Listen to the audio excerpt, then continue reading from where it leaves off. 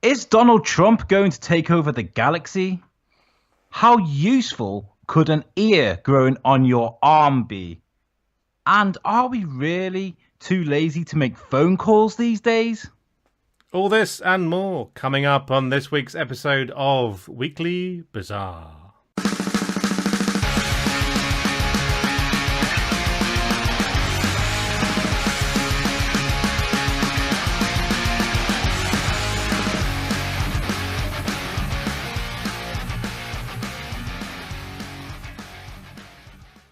Thank you ever so much, Neil, for joining me very last minute. You know, it's late for us. We're both in the UK.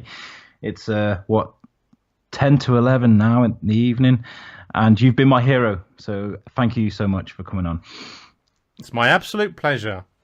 Now, as you've been a hero, I see you've got your own show. I thought I'd actually give you an opportunity, if you would like to plug your show and tell people what you're about. Well, you could do that, and I'd be very happy to tell you about it, but we literally just last week pulled the plug on our show. And Oh, you couldn't write that better, could you? No, you couldn't. Yeah, it's like I've been podcasting for a number of years, and I've launched a few podcasts. My first one was the Brand New Show, which I ran for about 30 episodes, so it was kind of like not really the brand new show. And then I had another one just recently, and my co-host and I, we decided not to work together any longer, and so and there we go. And I can't talk about it for legal reasons, but I'm really excited to have a chat with you. They broke up the band. Yeah, they broke up the band. I'm now pursuing the solo career, like Harry Styles.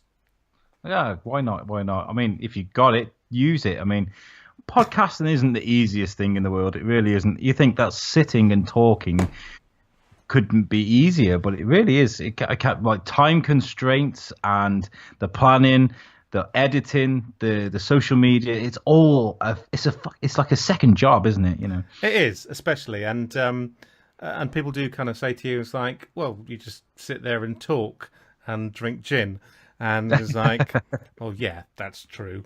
But getting it into your ear holes is a whole other matter.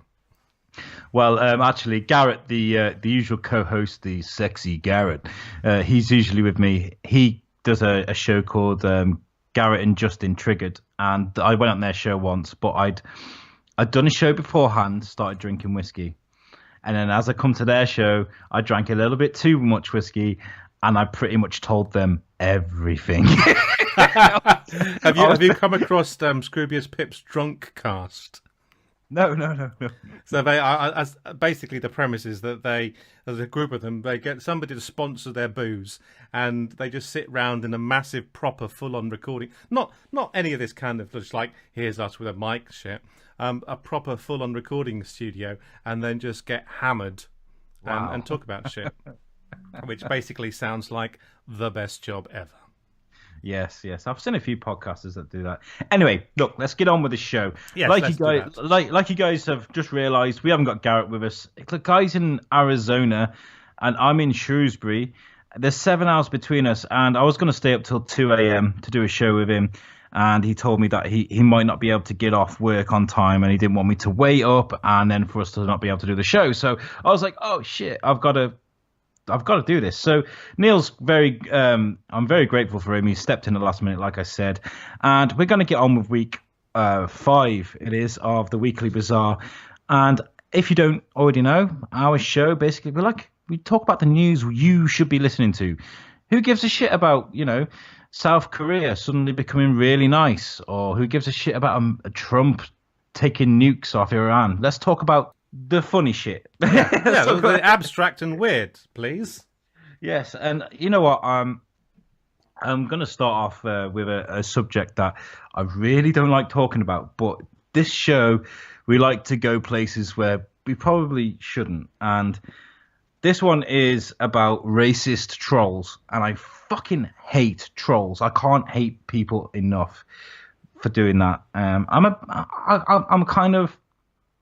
not a troll, but I like winding up people like Marvel fans that are that just like they like Marvel too much, I like poking them with sticks, silly things like that. But to be homophobic, to be a bully, or to be racist anonymously on the internet is just, there's nothing worse. You're a coward, you're nothing but a bully. Mm-hmm. And I found a story this week about three black teenage scientists, all right, and they did something amazing. They joined a competition for NASA, and they got given a problem to solve. And the problem was the high levels of lead in drinking water in the US. These girls' names are Michaela Sharif, India Skinner, and Bria Snell. They're 17 years old, right? They're still in high school. The school is Benneker High School in Washington, D.C. Now, they developed a piece of technology using copper shards, drinking straws, and filter floss. They demonstrated how it works. They used it, and it worked. It really worked, and they did really well, and they got through to the final of this competition. And the way the competition is based is on votes on a social media system called 4chan, and basically trolls got a hold of this, racist trolls, and they were encouraging people not to vote for these girls because they were black. That's horrible.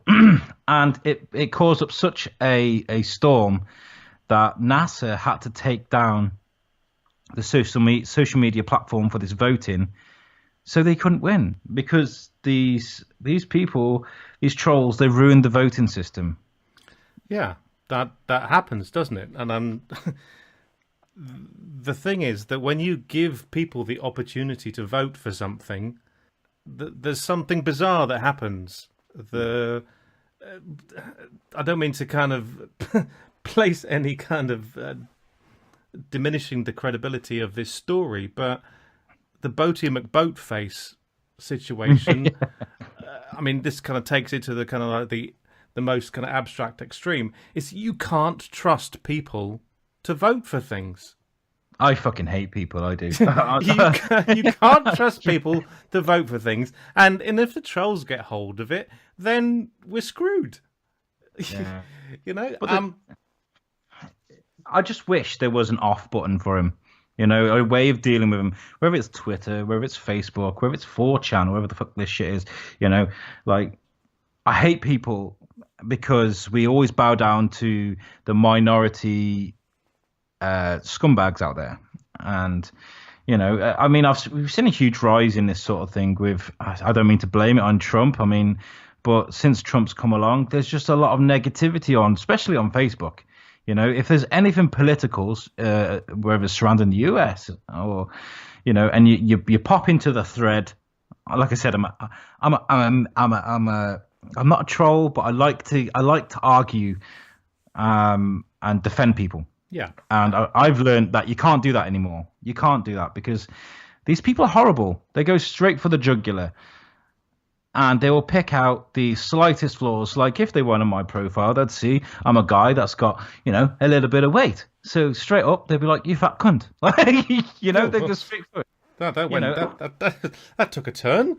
Yeah, but it does, and this is what they do. And I don't know how to take down the trolls, but all I can say is, if you're one of those trolls that's done this, not like you're going to listen to anything that's made by Thors-Kin podcast, but if you are listening to it, just jump off a cliff. Like, nobody wants you in society. Well, I think I hate it. This whole thing, because there's two things at play here, because we've got an underrepresented part of society who are doing something that contributes immediately to society as a whole. This thing about kind of doing something that is scientifically innovative. It's a competition. It isn't your white middle class MIT grad. These are American school kids. They are solving a problem using rudimentary tools.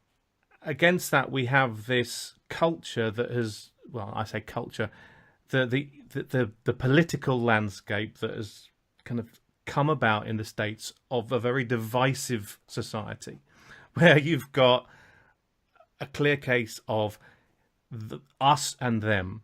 And I don't mean us in the UK and them in the US, but it's kind of like we're the moral majority and you are on the other side. Now, it's basically the precedent has been set. And the man with his finger on the button or over the button, the man with all the power, has basically said it's okay to be sexist, to be racist, to be derogatory of other countries. And this has given fuel to the fire. And so you get into this situation where the trolls are now becoming the norm.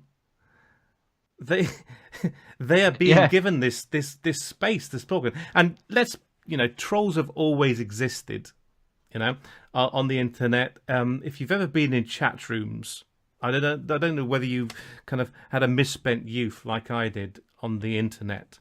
But ASL. yeah, exactly. Before YouTube comment sections, there were chat rooms, and there are trolls out there. And the thing is that this is now becoming more prevalent, and the thing that really kind of distresses me about this is that the internet trolls, if you could walk past them on the street. That's the thing that really distresses me. They could be the most, the most least likely to do something like this, and that's the scary thing. There's exactly. a psychopath inside everyone. That's the thing. It's like when it's like, and here we are in Warrington, and it's just been revealed that this guy's chopped up this woman into lots of tiny pieces and buried her in the back of his garden, and the neighbours are going, "Oh, he was such a nice fellow. He kept himself to himself, but actually he was a serious, creepy, racist, fucking psycho sex killer." These are people. They just get this thing that they sit behind their keyboard or in front of their keyboard. Normally people sit in front of their keyboard. they're at the keyboard, like hammering away, going, "Fuck you, everybody! I hate you." And you coming down for your tea, Jimmy? I'll be there in a minute, Mum. Fuck you, bitches in hell, burn! I'll shoot you in the cunt and all that stuff. Oh dear. Brilliant. Goodness. Yeah. Sorry. And you know what? I think the best thing that these girls. First of all, congratulations, ladies. Absolutely brilliant. And the best way that they can combat these trolls is go out there and be successful. Go out there and prove them wrong. Take whatever innovation you've got to make something like this, because I've heard that lead in water in America is a serious problem. People get really ill from it, and they could have been on their way to patenting something that could save lives. And basically, I know it's always you always hear the phrase like, "Oh, they're just jealous of you," but they are. These girls are successful. They've made something that you're never going to make because you're a dumbass, Yeah. So go out, prove these people wrong, and take be a star. Be a fucking star. And the thing is that you have this situation that there is this ingrained bigotry in a lot of either industry sectors or cultural environments. And the fact that you have, okay, I'm going to go there. I'm going to go there.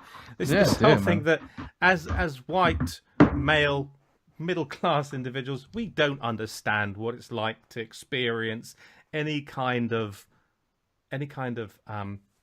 bigotry, really, and you have these people who do experience on a day-to-day basis.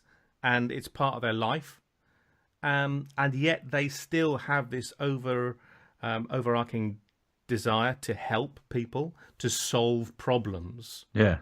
And the fact is that, in America, we have the situation. It's Flint, Michigan. I don't know if you the story about the Flint situation in Flint, Michigan, where this basically the stuff that was coming out their taps was pretty much poisonous. Oh God! But it's basically low income high levels of poverty, community, kind of like, let's just put that to one side. Let's just forget about it. Let's bury it. But That's not the first time it's happened in America, is it? Really? Well, yeah, exactly. And it's like it happens all the time. And the thing is that this is a situation where somebody said, "Well, let's here's a problem that's visible. Let's solve it." There are always going to be people who disagree, and if they get the airtime to influence it, they will. And I just wanted to add as well, like, I haven't. Okay, so I had an experience. Like, a lot of you, my listeners, will know I'm a Gami admin, which means I'm responsible for looking after a site that's got thousands and thousands of input.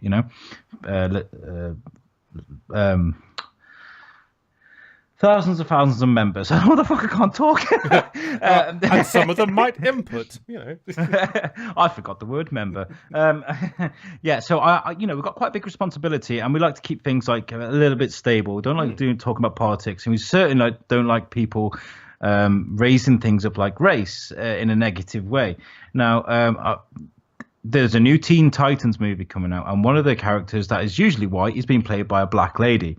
Now, one of the people, somebody posted this up and started comparing this woman to a crack whore, and that's a big jump, isn't it? It's a big jump, and they were saying really derogatory things about this lady, and it was actually in the press recently that this woman has actually hit out because all she's heard is bullshit comments and videos and all sorts about how this character has to be white and how wrong she is for play. And because this picture leaked where she did look kind of rough, but she was wearing a nylon wig. It was while they were filming. It was probably a hot day, and actors have bad days. They just got. First of all, don't release a fucking photo from a cast of a movie where the character hasn't got no CGI, not the right costumes, blah blah blah. Anyway, so this is a live action Teen Titans movie. Yeah. Oh, it sounds great, doesn't it? I'm excited already. I mean, I watched the Teen Titans Go with the kids, so so I don't know. Sorry, okay. I just by your tone of voice, that's ruined it now. I love the Teen Titans, but that Cartoon Network show is just dire. It's funny. It appeals to my puerile sense of humor, but so who's the character that you're talking about? Is it Starfire? Starfire, yes. Yeah, well, Starfire. She's an alien for starters. Yeah. So yeah. Chick with the pink hair. Yeah. Anyway, so Who's I removed from another planet. I removed this post. Well, I didn't remove it. I stopped the commenting, and it started a huge row. This guy turned out, he's like, "I'm black. I can say this shit because I'm black." I was like, "No, actually, you can't. Like, you can't say things like that about anyone. It doesn't matter whether they're white, black, or anything. You can't call someone a crack whore."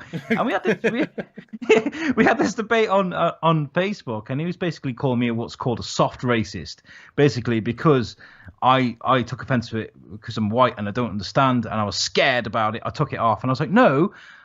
I took it off because you called her a crack whore. Like, you can't do that. That's fair enough. So anyway, it's a real challenge to be a moderator in these kind of things, because there's obviously, you want to be able to allow free speech, but there's a point, isn't it? And like, we don't tolerate trolls, and it doesn't matter whether you're white, black, Asian, whether you're a fucking alien from Mars. If you're going to call someone a crack whore, then I'm sorry, mate, there's the door. So anyway, the point I'm trying to make is I'm not trying to defend these women just because they're black, right? I'm trying to defend them because they were brilliant minds, and they lost out on an opportunity to win a competition they very much deserve to win.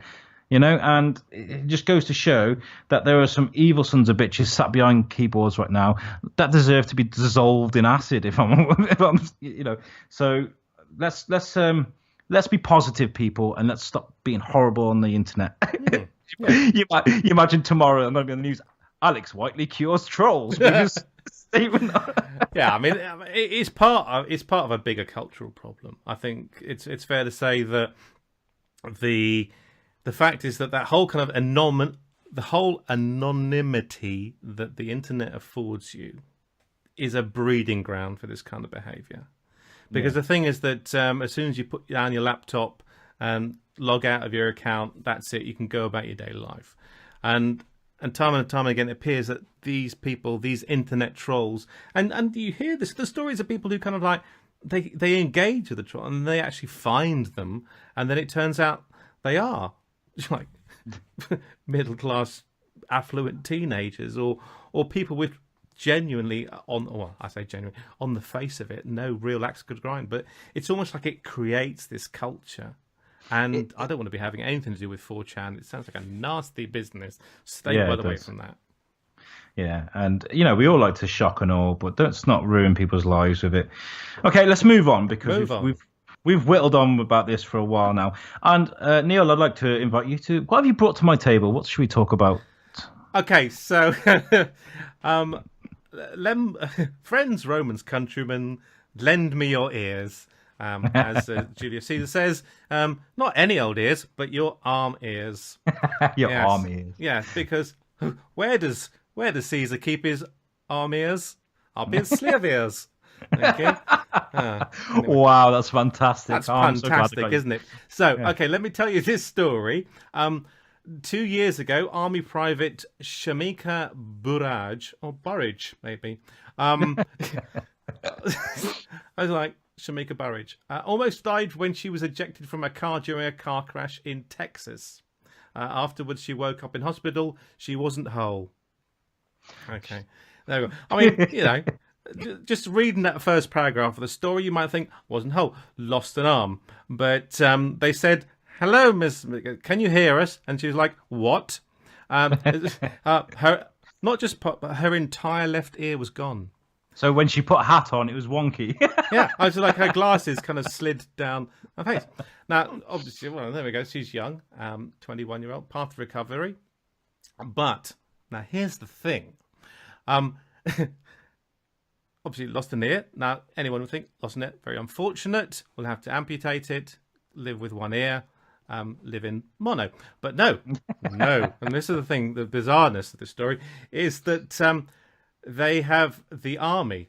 I don't know. It was like the army. It's like it should be in inverted commas. It's like in a secret lab in a research center in the middle of nowhere. They've reconstructed another ear under the skin of her forearm. Okay, so yeah. Now, no prosthetics. This is like going. Not like there's. I mean, I don't know if you're. Did you ever watch the $6 Million Man?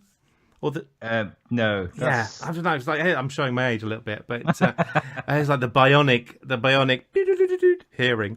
But they haven't used prosthetics. They haven't got some robot ear. They've actually built, constructed an ear under her arm using her own cells. An own cartilage, and there's a picture. I don't know whether you have a visual library for your podcast. You can certainly email it me, and I'll put it up on our social media. That'd be great.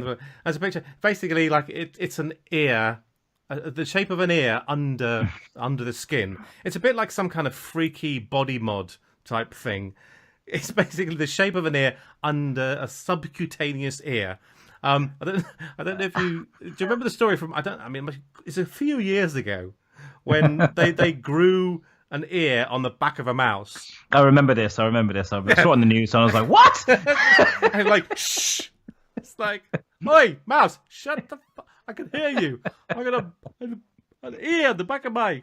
What a poor mouse! It's like, what the fuck have they done to you, Roger? They put an ear on my back. Shh! You're talking too loud. So I can't hear you. Oh my word!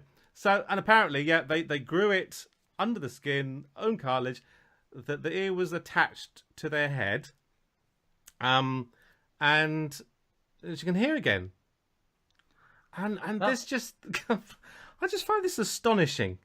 It's astonishing. I don't know anything about genetics, but when you put stem cells into your arm, how the fuck does it know to grow into an ear and not just another bit of arm or something else? How do they put it in and they whisper to it? You are going to be an ear. Grow, child. Grow. It's like, good news. We've been able to recover some of your stem cells. Bad news. Instead of an ear, we've grown you a foot. You now have a vagina and a penis, but it's on your arm.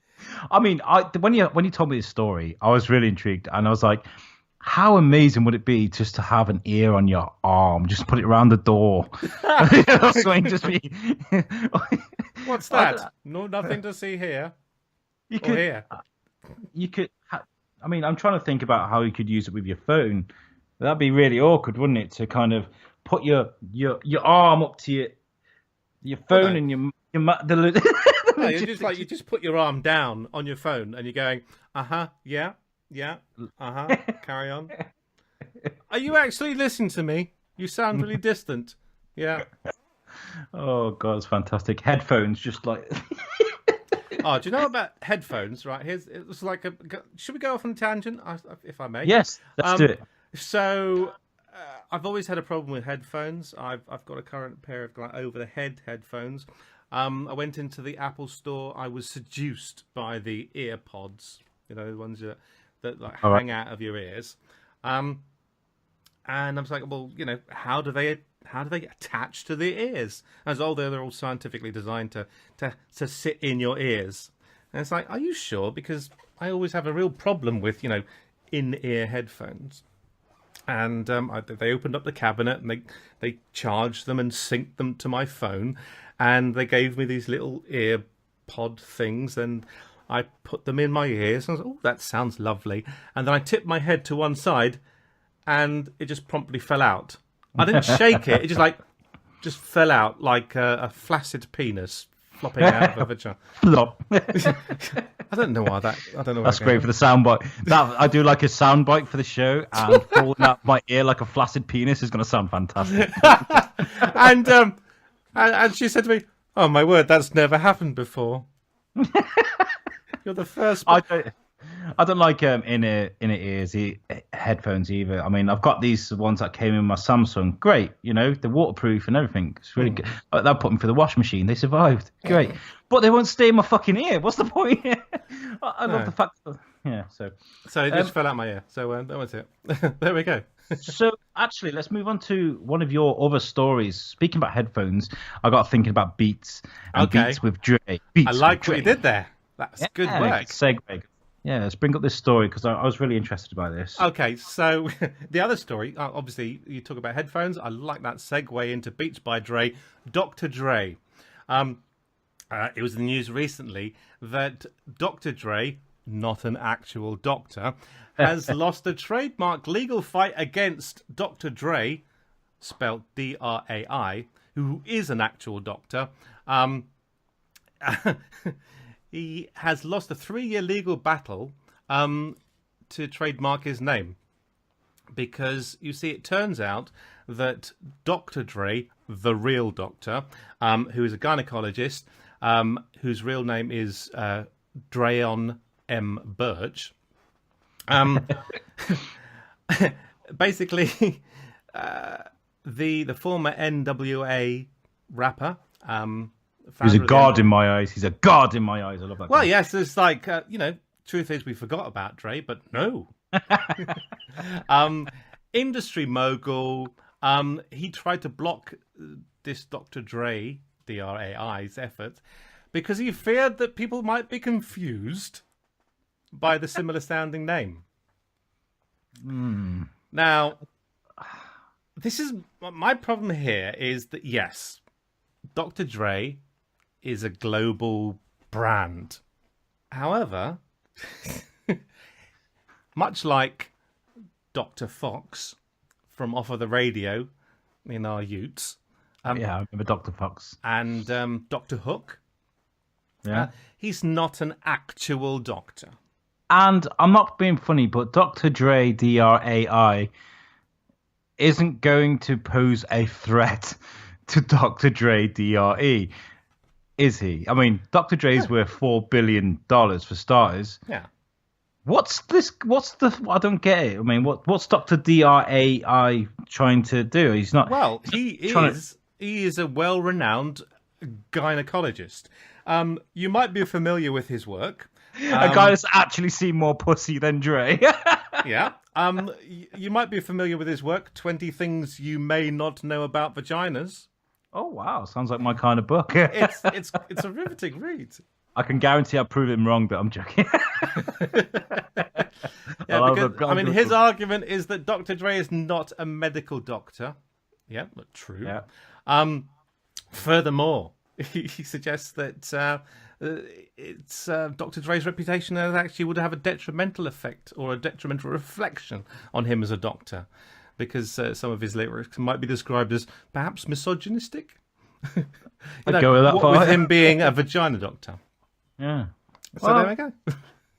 Dr. Dre, like, you need to lighten up, buddy. I watched a documentary on Netflix, which I recommend people to watch, all about Dr. Dre and his rise to fame. It's a fantastic story. I love the guy. But, dude, chill the fuck out, man. You're worth $4 billion, and, you know, you've done it. Nobody's taking that away from you. No other rappers, no actors, and certainly no gynecologists. So, yeah. But I mean, that's the thing is that I mean, one hand you might say that oh yeah, but he's a pop star. How could he possibly be mistaken, or rather the other way around? Or he's a doctor. How could he be possibly mistaken for a pop star? But I don't know whether it's just it kind of like it's representative of like a larger kind of cultural thing about when people treat themselves as brands and the value that exists in a name. And on one hand, you have a situation where you have people trying to pass themselves off. In terms of like a kind of high street reference point, we'll be familiar with KFC. Yeah. KFC is a franchise, as you may well know, and so people buy into the KFC franchise, and then they say, well, actually, do you know what? I'm not going to pay you all this money to be a franchise. I want to sell fried chicken in delicious fried chicken, may not entirely be chicken, in a bun to drunken people after a night out on the show. I'm going to call myself Kennedy Fried Chicken, you know, and I'm not going to pay you. I'm not going to pay you any money. I'm just going to sell my chicken, and I'm going to save myself some money. But I'm going to use that kind of KFC thing to represent myself. There's a restaurant in America called McDowell's, wasn't there? And they've got a very similar M. No, that's a film. Is it? What? That's coming to America. Okay.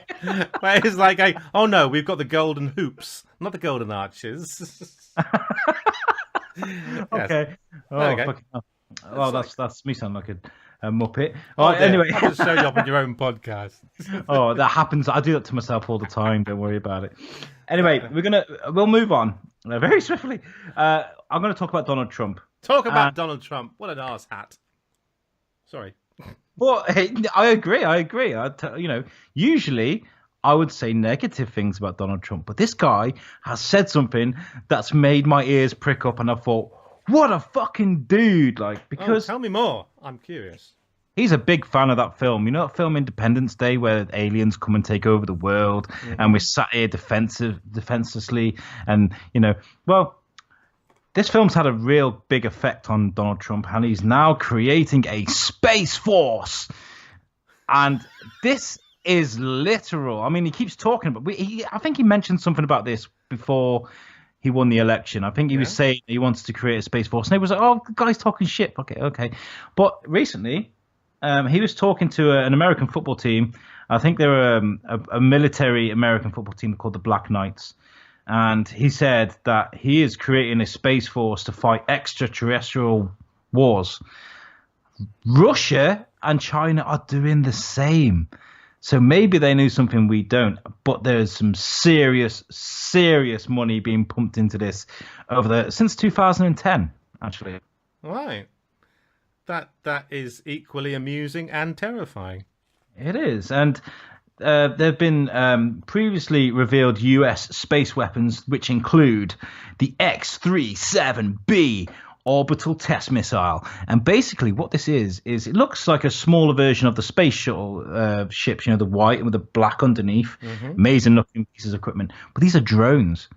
They're drones, and they can go into outer space or out of it into outer of space. They can go out, out of Inner our space, outer space, whatever space. atmosphere, and they can re-enter our atmosphere. So they can send things into space that are some kid playing on an Xbox controller controlling it. I'm sure it's more technical than that. So yeah, they've actually the rundown of this thing is amazing. It's much smaller than a normal shuttle, like I said. It's about 29 feet long and 9 feet tall. You can't sit in it, but they can send experimental tools, and they can even put a warhead onto it. And it makes me wonder why. There's got to be a reason why they're going to put any kind of money into this. It's not just America. It's like I said, it's China and Russia are doing this as well. Is this another rerun of the space program where they want to be the first to do it, or do they actually know something? Are aliens coming to try and kick our ass? Because I'm a bit confused right here. Well, I mean, it's just like as Trump would say, we will be the biggest, we'll do the best, we'll be the most amazing space people in the world. Trust me, it's gonna be amazing. We're gonna have a space force. It will be the best space force ever. Yeah, because at the end of the day, it stands to reason that there's this kind of vast, uncharted space. Mind you, it reminds me back in my youth about Ronald Reagan getting lambasted for his Star Wars program, but that was more about opposing the threat from Russia and the kind of like ICBMs and actually we'll shoot it down with laser beams from space. So, but this is about alien threats, because is it right? This is like threats from beyond the stars. Yeah, I think so. But there was also mention of they've developed something called a hypersonic missile. I don't know how old this is. I don't know if it's a new thing or if it's something that's been talked about for years. Sounds fucking awesome, whatever it is. It is a missile that travels at 4 times the speed of sound. You wouldn't even know you were dead. You'd just be gone, and it would kill you and then go boom. Exactly, and. Yeah, if Russia and China are developing these weapons and they feel like they could possibly use them, send it up into space, and then from outer space take out a town or something, maybe they're trying to defend themselves from this. It could be that, yes, it is coming from outer space, but not from aliens. It's becoming from Russia. Russia invading the Earth from outer space. Yeah, well, it's a good kind of, I think it's a good distraction technique. Yes. Yeah, it was like you send it up into space, and then from a base on the dark side of the moon, they attack Earth, and they're going, "Oh, it was not us. We are on here, and it has come from other side of moon." Yeah, exactly. Yeah, there we go. Perfectly plausible reason, excuse. So, I heard this, and I thought, that's probably the best thing Donald Trump has ever said. They're going to create a space force. And I love the idea that Donald Trump mentioned space force twice, possibly in his whole career. And all of a sudden, you've got these nerds and geeks and they're tapping away in their keyboards. They're trying to find out all the technology and the information they need to find. And all of a sudden, it's everywhere. I just love how that can happen, Yeah, well, I mean, at the end of the day, there's so much tech that has come about because of Star Trek. It's like here's an idea. We're going to transport matter, and they're going, "How do you know what would be really cool if we could make a matter transporter from a Star Trek?" And you can do that now. You can print things from across the world. You can use a 3D printer from one country to another, program. Some of my best friends are 3D printed, Yeah. Okay, so this is amazing. I love this. Go on. I was going to say something, but it's gone. Wow. It's gone. But you are the biggest build-up to something that didn't happen. Much like my flaccid cock in the ear a joke from Ow, earlier. But you are right though about technology, movies and things like Blade Runner.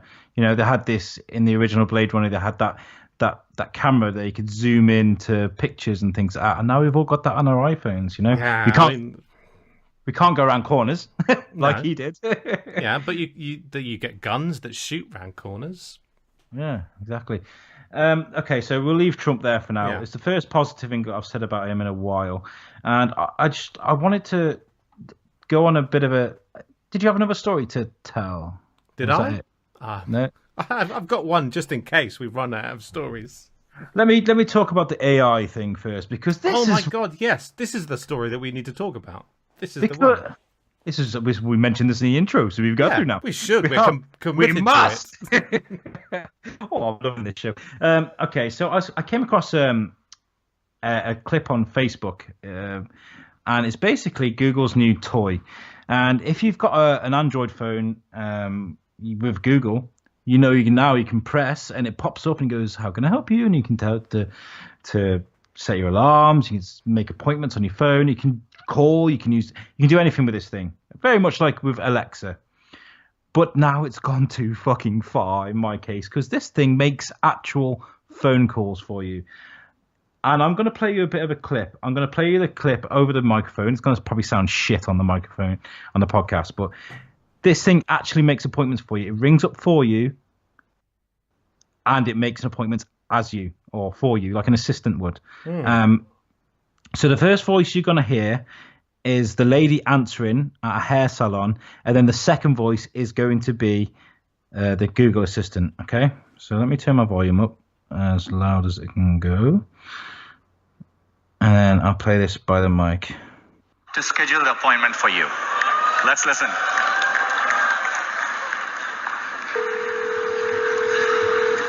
Oh, how can I help you?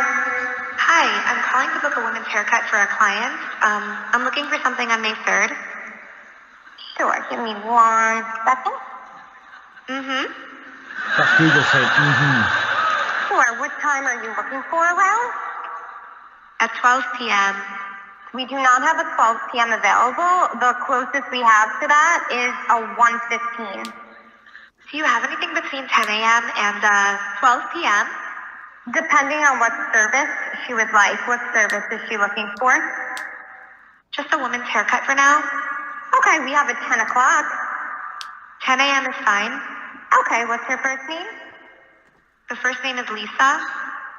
Okay, perfect. So I will see Lisa at 10 o'clock on May 3rd. Okay, great. Thanks. Great. Have a great day. Bye.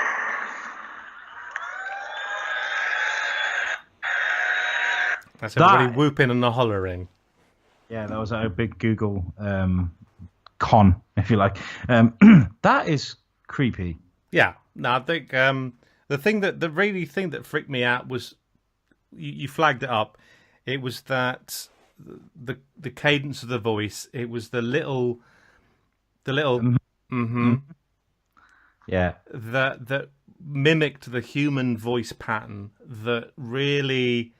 That was the thing that really freaked me out because previously, I mean, I'm an iPhone user. I use the Hey Siri function, and I'm using it. Oh look, she's just woken up. Shut up.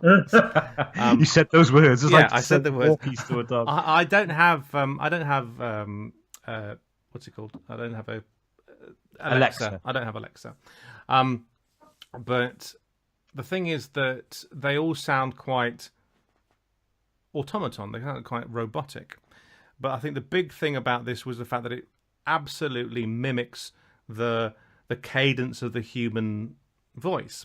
And in fact, as I was listening to that clip, and I've watched it over and over again, and I almost think that the person taking the booking is the sounds robot. more like Yeah, And to be honest, the thing is that we only take their word for it that this is a robot. This is AI talking here, but there's this whole thing about, on one hand, this is part, as far as I see it, the ongoing indumining of society. I don't know if are you familiar with the Mike Judge film Idiocracy? I haven't seen that, I'm afraid. Dumbass, I know. I recommend you check it out, especially with the way things are at the moment. So basically, the situation is that there's this guy. He volunteers for the experiment. He gets put into this capsule, and he's basically put in suspended animation. Wakes up thousands of years in the future, and there's this kind of Jesse Ventura. It's like WWF wrestling guy who's the president. Everybody is completely and there's this guy. He's literally the most intelligent person in the country, and so there's a thing where this Google Assist functionality there's a massive computing power behind it, but it's just making us lazier. It is. Yeah, and it's like things are bad as it is. Now you can turn off your lights, you can set the oven or whatever, all this bullshit stuff you can do with Alexa, your phone, you know. But like I saw this and I thought, oh, we're going to get this on our phones soon. And the first thing I thought was, I am going to give my friends so much shit because now I can get Google to do prank calls for me. We were talking. Hello, is there a wall in the house? No, there's no walls here. If you have no walls, the ceiling will come down. Yeah, there we go. We were talking about trolls earlier in the show. Yeah.